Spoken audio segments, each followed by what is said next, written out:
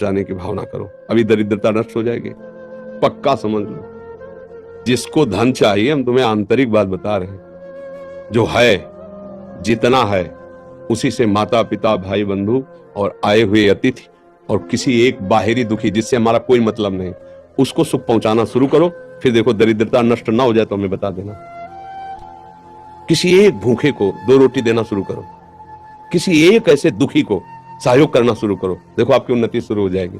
हम कैसा चाहते हैं, किसी एक का छीनने को मिल जाए तो हम सुखी हो जाए, किसी एक को हम दुखी कर दे हम सुखी हो, ये सर्वनाश की बातें हैं, वही हमको भोगना पड़ता है। अगर हम धर्म से चले तो सर्वलोक महेश्वर भगवान, ऐसा नहीं कि वो देख, एक सेकंड भी कोई ऐसा नहीं है जिसको भगवान नहीं देख रहे हैं, मान लेना।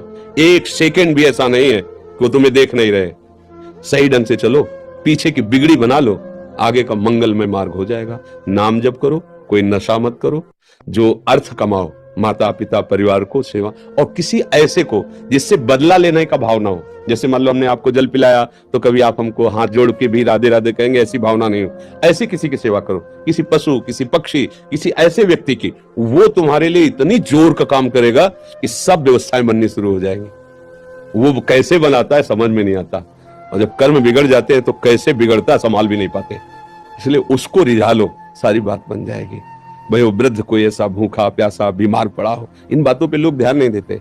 कोई पशु ही है, सेवा का अवसर मिला है, तन मन धन से कर दो से, उसका परिणाम जो आएगा, तो ये जो हमारे दुख हैं, विपत्तियां हैं, ये सब नष्ट हो जाएंगे यदि हम ये दृष्टि रखने लगे कि कभी मुझे सेवा का अवसर मिले।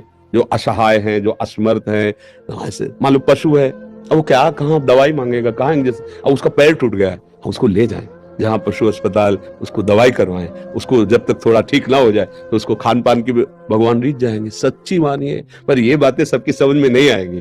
अगर ऐसे भाव से चलो तो पूर्व का जो अशुभ कर्म है वो नष्ट हो जाएगा। वो अशुभ कर्म ही हमें दुख देता है, अशुभ कर्म ही दुख देता है। ये जो हमें भुलावे में डाला जाता है ना कि हम ये कर देंगे तुम्हारा दुख दूर हो जाएगा, बिल्कुल नहीं।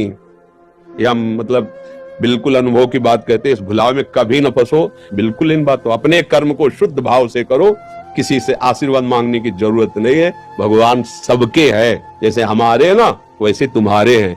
तुम्हारी दृष्टि में भगवान के प्रति पक्षपात लग सकता है कि भगवान इनको ज्यादा चाहते हमको नहीं, लेकिन उस माँ से पूछो जिसके 4 लड़के, 2 कमाते हैं और 2 ऐसे ही हैं, उस जब भोजन परोसेगी तो चारों को बराबर पड़े। ऐसे ही भगवान कहते सब मम प्रिय सब मम उपजाए, तुम सब मेरे बच्चे हो। पर भगवान से विमुक्त होकर गलत आचरण करोगे तो वही माया पीट रही, कभी दरिद्रता, कभी विपत्ति, कभी दुख, कभी पश्चाताप, कभी शोक, जन्म मरण। इसलिए सावधान हो जाए।